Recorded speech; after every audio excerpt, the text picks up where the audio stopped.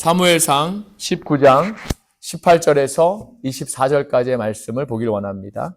제가 한 절 읽고 여러분께서 한 절 읽으시고 교독하시겠습니다. 다윗이 도피하여 라마로 가서 사무엘에게로 나아가서 사울이 자기에게 행한 일을 다 전하였고 다윗과 사무엘이 나요스로 가서 살았더라. 사람이 사울에게 전하여 이르되 다윗이 라마 나야스에 있더이다 하매 사울이 다윗을 잡으러 전령들을 보냈더니 그들이 선지자 무리가 예언하는 것과 사무엘이 그들의 수령으로 선 것을 볼 때에 하나님의 영이 사울의 전령들에게 임하매 그들도 예언을 한지라. 어떤 사람이 무슨 사울에게 알림해 사울이 다른 전령들을 보냈더니 그들도 예언을 했으므로 사울이 세 번째 다시 전령을 보냈더니 그들도 예언을 한지라. 이에 사울도 라마로 가서 세구에 있는 큰 우물에 도착하여 물어 이르되 사무엘과 다윗이 어디 있느냐? 어떤 사람이 이르되 라마 나요스에 있나이다. 사울이 라마 나야스로 간다. 하나님의 영이 그에게도 임하시니 그가 라마 나야스에 이르기까지 돌아가며 예언을 하였으며. 함께 읽겠습니다. 그가 또 그의 옷을 벗고 사무엘 앞에서 예언을 하며 하루 밤낮을 벗은 몸으로 누웠더라. 그러므로 속담에 이르기를 사울도 선지자 중에 있느냐 하니라. 아멘. 살아계신 하나님의 말씀입니다. 2024년도 마지막 주일을 맞이하는 저의 마음이 다른 해와는 조금 다른 그런 감정이 있습니다. 하나님의 은혜를 생각할 때 너무나 좀 벅차오르는 그런 감정이 있습니다. 우리 교회가 지난 7월부터 그동안 3년 동안 사용했던 알라모 교회를 뒤로 하고 이제 그레이스 미국 교회와 함께 바로 이 자리에서 새롭게 예배를 드리게 된 것이 벌써 6개월이나 지났습니다. 참 세월 참 빠르죠. 저는 이 모든 과정에서 여러분이 계시지 않았으면 이 사역이 얼마나 고단하고 힘들었을까. 이것을 한번 생각해 보면서 함께함의 소중함을 더 깨닫게 되었습니다. 그래서 저에게는 연말이면 항상 가졌던 아쉬움보다는 감사와 또 은혜, 바로 2025년도 하나님께서 우리 교회에 행하실 역사에 큰 기대감이 있습니다. 이런 도전의 시기였음에도 오히려 감사가 넘치는 그러한 한 해를 보낸 것은 정말로 고백합니다. 전적인 하나님의 은혜인 줄 믿습니다. 아멘. 또 여러분의 기도와 동력 덕분이라고 또 저는 믿습니다. 우리 주님 안에서 여러분 모두를 정말 사랑하고 축복합니다. 우리들의 삶을 보면 매일매일에 정말 많은 일들이 일어나지요. 우리가 느끼는 일이든 느끼지 않던 일이든 많은 일이 일어납니다. 그런데 그 일들 안에는 우리가 정말 원하는 일이 있을 텐데 이게 원하는 대로 잘 안 되는 상황이 참 많이 오지요. 또 반면에 우리가 전혀 기대하지도 않았는데 또 계획하지도 않았는데 그런 일들이 또 쉽게 일어나는 일들이 있더라는 것이지요. 저의 경우에도 이런 경험을 자주 했습니다. 지금까지 살아온 저의 삶을 돌이켜보면 연세 많으신 분들에게는 좀 제가 죄송하지만 참 많은 일들이 있었습니다. 다 기억해내기도 참 쉽지 않을 정도로 많은 일이지요. 그런데 그런 일들을 겪으면서 특별히 저에게 들어오는 생각이 있습니다. 그게 뭐냐면 정말 내가 내 의지대로 정말 잘 살아보려고 노력하고 또 노력해도 안 되는 것이 있더라는 것이지요. 반면에 정말 하고 싶지 않은 일인데도 결국 제가 할 수밖에 없는 일도 있었습니다. 저는 제가 이 미국 땅까지 오게 되리라고는 전혀 생각하지 못했습니다. 하나님께서 저를 강권적으로 이곳으로 인도하셔서 공부하게 하시고 또 이렇게 강단에까지 서게 하신 것이지요. 이러한 일들을 제 삶을 돌이켜보면서 왜 도대체 하나님께서 이러한 일을 제 안에서 일어나게 하셨을까? 이런 생각도 가끔 해봅니다. 여러분 중에도 짧지 않은 인생 안에서 저와 같은 분이 계셨을 줄 압니다. 하나님께서 우리가 전혀 생각하지도 못한 일들을 그렇게 행하실 때가 있더라는 것입니다. 그러면 우리의 삶이 우리가 마음먹은 대로 사라지지 않고 전혀 엉뚱한 방향으로 간다든지 도대체 이런 일이 왜 일어나는 걸까요, 여러분? 항상 우리가 퀘스천 마크이지요. 이런 일이 왜 우리에게 일어나는지 그 순간 우리가 잘 알지 못합니다. 그런데요, 여러분, 그 이유는 바로 우리의 삶 안에 우리 하나님께서 친히 개입하기를 원하신다는 것입니다. 그리고 실제로 많은 부분 개입하십니다. 그러한 하나님의 전적인 인도하심 때문이라고 저는 믿습니다. 다른 말로 하면 우리 크리스천은 하나님의 성령으로 인도되는 그런 삶을 살고 있기 때문에 그런 것이지요. 인간적으로 보면 도저히 이해되지도 않고 또 크리스천의 모습이 세상적으로 눈으로 보면은 별로 성공하지도 못한 사람, 또 어떤 의미로 실패하고 별로 별 볼일 없는 사람, 이렇게 비춰질지도 모르겠습니다. 사랑하는 여러분, 그런데 이러한 성령에 인도되는 삶이 사실은 엄청난 축복된 삶인 줄 믿습니다. 지금은 일도 잘 안 되는 것 같고 잘 안 풀리는 것 같고 또 내가 원하지 않는 이상한 방향을 흘러고 있어서 성공되지 않은 그런 삶처럼 보이지만 결국 하나님께서 그 상황에서 저와 여러분에게 가장 좋은 상황으로 인도하셨다는 사실, 결국이요 나중에 돌아보면 깨닫게 되더라는 것입니다. 기도 응답도 이렇게 이루어지는 경우가 많습니다. 어떠한 일 때문에 우리가 기도를 열심히 했는데 요한계시록에 보더라도 하나님께서 우리의 기도를, 성도의 기도를 하나도 땅에 떨어뜨리지 않으시고 모두 다 들어올리셔서 응답 주신다고 그렇게 말씀하셨는데도 지금 당장 그 기도에 대한 어떠한 일도 일어나지 않아서 기도 응답이 잘 이루어지지 않는구나 이렇게 생각할지도 모르겠지만 어느 순간 그 일들을 우리가 돌이켜보면 다 해결되어 있는 그런 상황을 우리가 자주 경험하기도 하지 않습니까? 저의 경우는 제가 기도한 것 중에 정말 기도 응답이 이루어지지 않은 것이 없었던 것 같습니다. 이렇게 일이 나중에 해결되어도 우리는 기도 응답이 이루어지지 않았다고 생각하는데 그 이유를 보니까 하나님과 우리의 때가 다르기 때문인 것 같습니다. 하나님은 분명히 우리의 가장 좋은 때에 가장 좋은 것으로 인도하시는데 우리는 우리의 욕심 때문에 우리가 원하는 순간 이루어지지 않으면 그게 기도 응답이 이루어지지 않았다고 보는 거죠. 하나님이 보시기에 그때가 아직 아닌 경우가 너무나도 많다는 것입니다, 여러분. 그런데 이러한 삶은 저나 여러분 삶 안에서뿐만이 아니라 성경의 많은 곳에서 많은 사람들에게도 일어났던 것을 우리가 알게 됩니다. 형제들의 질투로 인해서 본의 아니게 애굽으로 팔려갔던 요셉, 그가 애굽에 끌려갈지 상상이나 했겠습니까, 여러분? 하지만 하나님의 성령은 그를 애굽으로 인도하셔서 당신의 백성들을 위해서 그를 미리 예비해 놓으셨다는 걸 우리가 알게 되지요. 모세는 어떻습니까? 그래도 자신이 이스라엘의 핏줄이라고 같은 동력을 도와주다가 그게 발각되어서 도망하지 않았습니까? 그렇게 쫓겨다니다가 광야에서 40년 동안이나 정말 본인의 의사와는 전혀 상관없이 이스라엘을 출애굽시키는 그러한 또 리더로 쓰임받지 않았습니까? 자신도 정말 하기 싫은 일이었는데도 하나님의 성령에 이끌려 하나님이 쓰시고자 하니까 그렇게 위대한 지도자가 되었다는 것입니다. 그 당시에는 그 일어난 상황에 대해서 본인들은 도저히 이해할 수 없고 당황스러웠을 겁니다. 나에게 도대체 왜 이러한 일이 일어났는가 할 수 있겠지요. 그래서 하나님께 매달리며 간구하지 않습니까?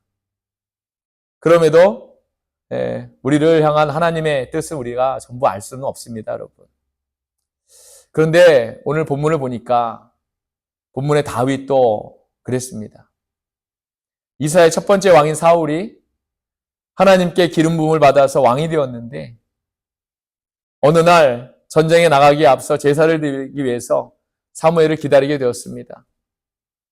그런데 지금 자기 눈앞에 적군의 모습이 보이는데도 금방 오겠다고 말했던 사무엘은 오지를 않는 겁니다. 그래서 어떻게 합니까? 사무엘을 기다리지 못하고 자신이 마음대로 전쟁에 나가는 그런 출정 제사를 지내지 않았습니까? 그 불순종한 거죠, 여러분. 너무나도 급한 마음에 제사장만이 드릴 수 있는 출정 제사를 자신이 주관해서 이렇게 드리게 된 것입니다. 거기다가 또 하나님께 완전히 말살시키라는 아멜렉과 아각, 그리고 그 부속물들 보니까 너무나 아까운 겁니다. 너무나 좋아 보이는 거죠. 그런 것들을 살려둠으로 인해서 더 큰 불순종을 하게 되었습니다. 이 일들로 인해서 하나님께서 사울을 왕으로 세우신 것을 후회하셨다고 하지 않았습니까? 그래서 그 다음으로 다윗에게 기름을 부으시지요. 그 이제 다윗 하나님의 인도하심에 가는 곳마다 그가 승리하게 됩니다. 반면에 사울 왕은 하나님의 성령이 그에게서 떠나가고 악한 영에게 시달리면서 다윗을 시기하고 미워하게 되는데 이제 그 정도가 더욱 심해져서 다윗을 죽이려고 하고 있습니다. 사무엘을 통해 하나님께 기름 부음을 받았고 블레셋과 전쟁에서도 천부장으로 나아가서 백전백승했던 그런 다윗이었는데 오늘은 또다시 적도 아니고 자기가 섬기던 그러한 사울의 핍박과 공격을 피해서 그렇게 도망하는 신세가 되었다는 것입니다. 사랑하는 여러분, 다윗은 지금의 이 상황이 이해가 되었을까요? 나에게 도대체 지금 왜 이러한 일이 일어나고 있는가? 이렇게 낙심하고 당황해하지 않았을까요? 이러한 상황이 답답하고 급박해서 그는 사무엘이 있는 라마로 찾아갑니다. 그리고 지금 자신에게 일어나고 있는 일에 대해서 사무엘에게 이제 이야기하게 되지요. 그리고 다윗은 사무엘이 있는 곳에서 그와 함께 머무르게 됩니다. 성경은 그곳이 라마에 있는 나옅이라고 이렇게 말합니다. 이 나옅이라고 하는 곳은 성경에서 유일하게 오늘 본문에만 기록되어 있는 그러한 곳입니다. 그래서 학자들 중에 이곳이 지명이 아니라 사실은 선지자들의 무리가 살고 있는 그런 영적인 집단이다 라고 이렇게 이야기하는 사람도 있습니다. 어느 것이 사실인지 모르겠습니다. 아무튼 사무엘이 이곳에 살고 있었고 다윗도 함께 머무르게 되었다는 겁니다. 네, 그런데 이 말이 또 사울에게 들립니다. 그러자 사울은 나옅을 향해서 군사들을 보내게 되지요. 그런데 성경은 오늘 나옅에서 이상한 일이 일어났다고 이야기하고 있습니다. 우리가 읽었던 본문이 바로 그 내용입니다. 제가 이상한 일이라고 말했던 이유는 성경 어디에도 이와 같은 일이 일어난 것을 보지 못했기 때문입니다. 오직 이 사무엘상 오늘 본문에만 기록되어 있는 내용입니다. 바로 이 일은 하나님의 성령께서 하신 일입니다. 하나님의 성령은 오늘 똑같은 일을 4번이나 반복해서 일어나게 하십니다. 사울 왕은 다윗을 잡아오라고 라마 나옅으로 첫 번째 전령을 보내지요. 그런데 사울이 보낸 전령들은 다윗은 안중에도 없고 오히려 성령에 감동되어서 예언을 하고 있습니다. 사울이 이 말을 듣고 두 번째 군사를 보냈는데 그들도 역시 성령에 감동되어서 잡으라는 다윗은 안 잡고 예언을 하고 있습니다. 세 번째도 역시 똑같은 상황이 벌어졌습니다. 사울은 자신이 이 사실을 직접 보기 위해서 믿기지가 않는 거죠. 보이기 위해서 직접 다윗을 잡으러 갔지만 역시 하나님의 성령은 사울에게도 똑같이 성령에 감동되어서 예언하게 하셨다는 것입니다. 사울에게는 성령의 감동이 얼마나 크게 일어났든지 그가 라마 나옅에 도착하기도 전에 바로 그 도착하기 전부터 예언하기 시작해서 사무엘 앞에서까지 예언하고 마침내 발가벗은 몸으로 누워서도 이렇게 예언을 했다고 이렇게 말씀하고 있습니다. 참 이해하기 어려운 일이 지금 사울에게 일어나고 있는 것이지요. 하나님의 성령은 왜 이렇게 사울이 예언하게 하셨을까요, 여러분? 궁금하지 않으십니까? 근데 그 이유는 아주 간단하다고 저는 믿습니다. 하나님께서는 당신의 백성인 사울을 그가 하나님께 2번이나 큰 불순종을 했음에도 아직까지도 그를 사랑하고 계시기 때문입니다. 사울이 불순종하고 패역해서 하나님을 버렸지만 그래서 새로운 종으로 다윗을 부르시고 그에게 기름을 부으셨지만 그럼에도 사울에게 마지막 기회를 주고 계시는 것입니다. 성령을 통해서 말씀이지요. 첫 번째 전령이 예언하게 하셔서 사울이 깨닫기를 원하셨는데 사울이 깨닫지 못합니다. 두 번째, 세 번째 전령을 보냈지만 역시 사울은 하나님의 마음을 알지 못합니다. 반면에 하나님은 그때까지도 사울이 다시 당신께로 돌아와서 회개하기만을 기다리고 계셨다는 것이지요. 그래도 안 되니까, 세 번까지 보내도 안 되니까 마침내 사울에게 성령이 강력하게 임하셔서 사울 자신이 직접 라마에 와서 성령에 강력히 감동되어서 완전히 발가벗은 몸으로 예언까지 하게 하셨다는 것이지요. 그런데 어떻습니까, 여러분? 그러한 성령의 역사가 일어났음에도 그는 다시 불순종과 패역의 길로 돌아갔다는 것입니다. 완전히 발가벗었다는 말의 의미는요, 자신의 모든 것이 성령께 인도되었다는 말씀입니다.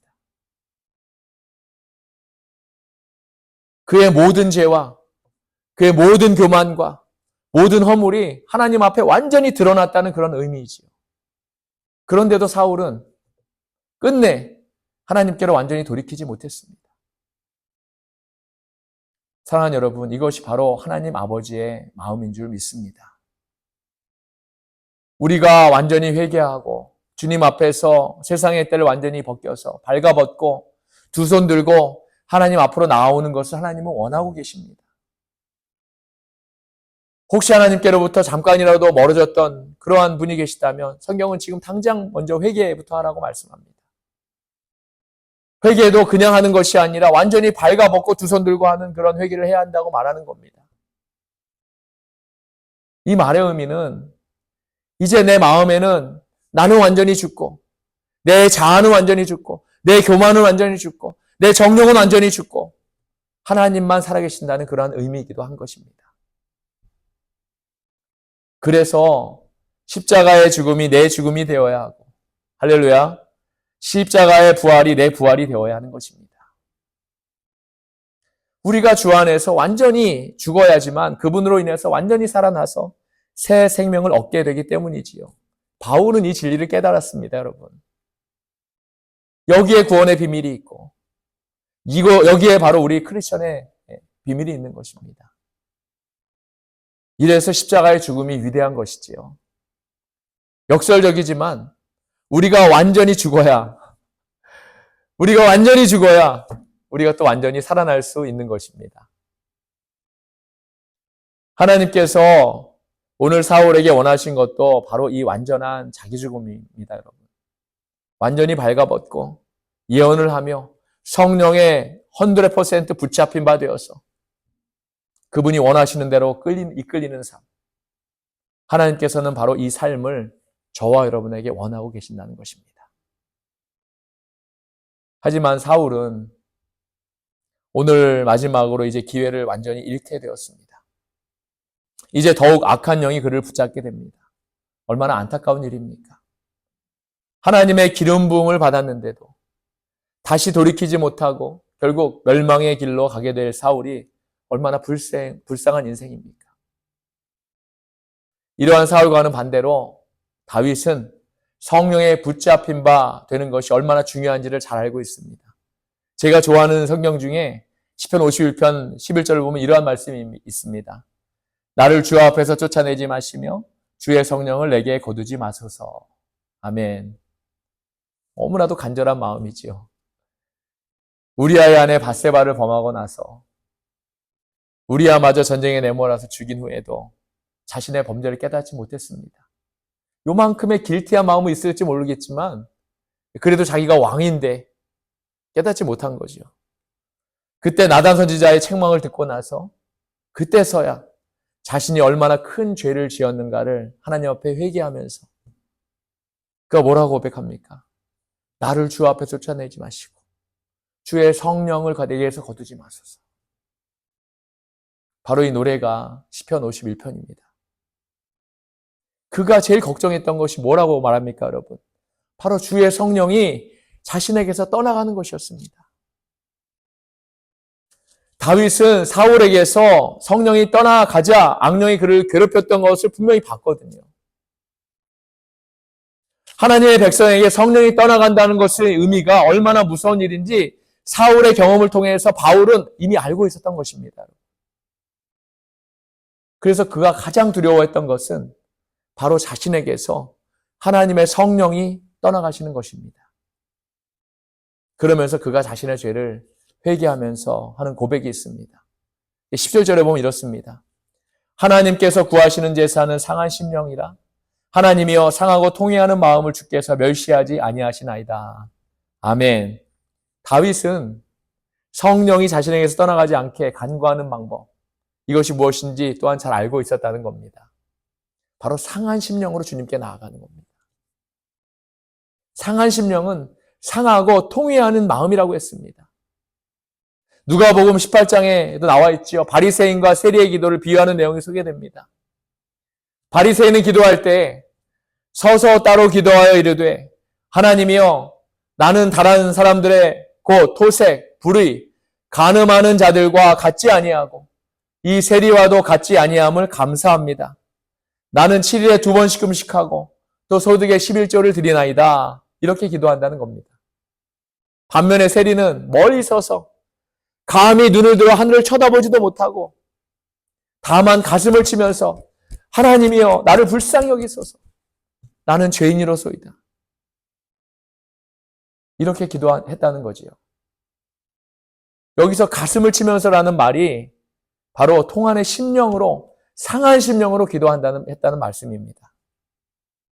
이 말을 직역하잖아요. 여러분, 하나님 용서해 주시지 않으면 하나님이 저를 용서해 주시지 않으면 이 인생은 멸망할 수밖에 없는 정말 낭떠러지에 있는 그러한 인생입니다. 그러한 심령입니다. 라는 것입니다, 여러분. 그래서 이 자리에 반드시 지금 용서해 주셔야만 한다는 것이지요. 바로 다윗이 이러한 마음으로 성령을 구했다는 겁니다. 사랑하는 여러분, 우리는 성령의 이끌림을 받는 삶을 살아야 할 줄로 믿습니다. 할렐루야. 오늘 본문에 보니까 성령이 임하시면 자격 없는 사람도 변화되어서 예언을 하게 된다고 했습니다. 성령이 임하시면 우리는 하나님의 사람으로 거듭날 수 있습니다. 성령이 임하시면 미움과 시기와 질투도 사랑과 온유와 섬김으로 바뀌게 된다는 것입니다. 이렇게 우리는 성령의 임하심을 위해서 날마다 간구해야 할 줄 믿습니다. 우리가 예언하고 성령의 이끌림을 받았다는 말이 속담에 끝나지 않기를 바랍니다. 오늘 본문에 뭐라고 합니다. 24절에 그가 또 그의 옷을 벗고 사무엘 앞에서 예언을 하며 하루 밤낮을 벗은 몸으로 누웠더라. 그러므로 속담에 이르기를 사울도 선지자 중에 있느냐 하니라. 아멘. 성령이 우리에게 임한다는 사실이 속담에 끝나서는 안 됩니다. 계속 진행되어야 합니다.